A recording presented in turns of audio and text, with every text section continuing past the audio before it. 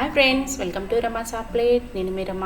ఈరోజు recipe cabbage fry. Cabbage అంటే ఇష్టపడిన వాళ్ళు ఈ విధంగా ఒక పొడి చేసుకొని ఫ్రై చేసుకోండి, ఎంతో టేస్టీగా ఉంటుంది.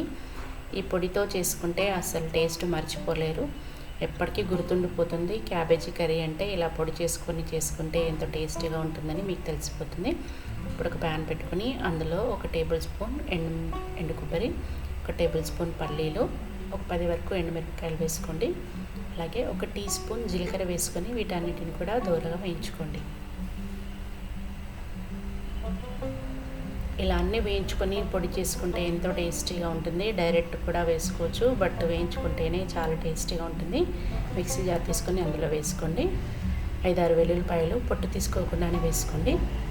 అలాగే 1 టేబుల్ స్పూన్ పుట్నాల పప్పు కూడా వేసుకొని గ్రైండ్ చేసుకోండి. స్మూత్ పేస్ట్ లాగా కాకుండా పొడి పొడిగా ఉండేలాగా గ్రైండ్ చేసుకోవాలి. ఇలా ఉండాలి. ఇప్పుడు దీన్ని పక్కన పెట్టుకోండి. క్యాబేజీ తీసుకోండి. నేను 1/2 కిలో తీసుకున్నాను, 250 గ్రామ్స్. ఈ విధంగా చిన్న చిన్న ముక్కలుగా కట్ చేసుకోండి.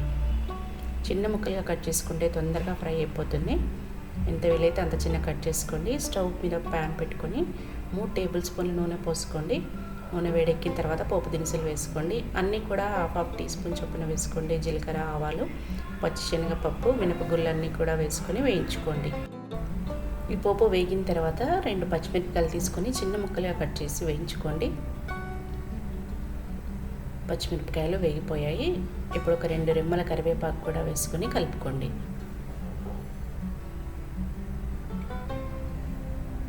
తర్వాత ఒక 1/2 టీ స్పూన్ పసుపు వేసుకొని మళ్ళీ ఒకసారి మిక్స్ చేసుకోండి. దీంట్లో ఉల్లిపాయలు వేయకండి, కర్రీ అనేది మెత్తగా అవుతుంది.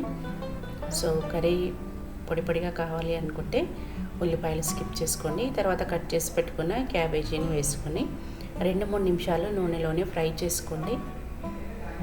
క్యాబేజీ అనేది స్మెల్ వస్తుంది కదా, సో ఇలా ఫ్రై చేసుకుంటే స్మెల్ అనేది రాకుండా ఉంటుంది.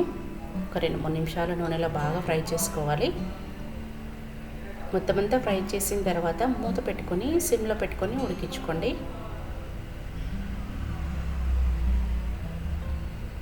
ఒక 5-6 నిమిషాలు ఉడికించుకొని మూత తీసుకోండి. మళ్ళీ ఒకసారి అంతా కూడా బాగా కలుపుకోవాలి. ఇప్పుడు ఇందులో మనం గ్రైండ్ చేసి పెట్టుకున్న పొడిని వేసుకోవాలి. ఈ పొడి అన్ని ఫ్రైలోకి చాలా బాగుంటుంది. దొండకాయ ఫ్రైలోకి, బెండకాయలోకి, వంకాయలోకి కూడా వేసుకోవచ్చు. తర్వాత రుచికి సరిపడినంత ఉప్పు వేసుకోండి. నేను కారపొడి వేయట్లేదు, ఎండుమిర్చి, పచ్చిమిర్చి వేసుకున్నాం కదా, సో ఇది కరెక్ట్గా సరిపోతుంది. మొత్తం అంతా మిక్స్ చేసుకొని మూత పెట్టుకోకుండానే ఉడికించుకోండి. మూత పెట్టుకుంటే ఫ్రై అనేది మెత్తపడుతుంది కదా, సో మూత లేకుండానే ఒక 5-6 నిమిషాలు ఉడికించుకోవాలి. సో ఫ్రై రెడీ అయిపోయింది. తరిగిన కొత్తిమీర వేసుకొని తింటే ఎంతో బాగుంటుంది. ఇది వేడి వేడి అన్నంలోకి కానీ చపాతీలోకి కానీ చాలా టేస్టీగా ఉంటుంది.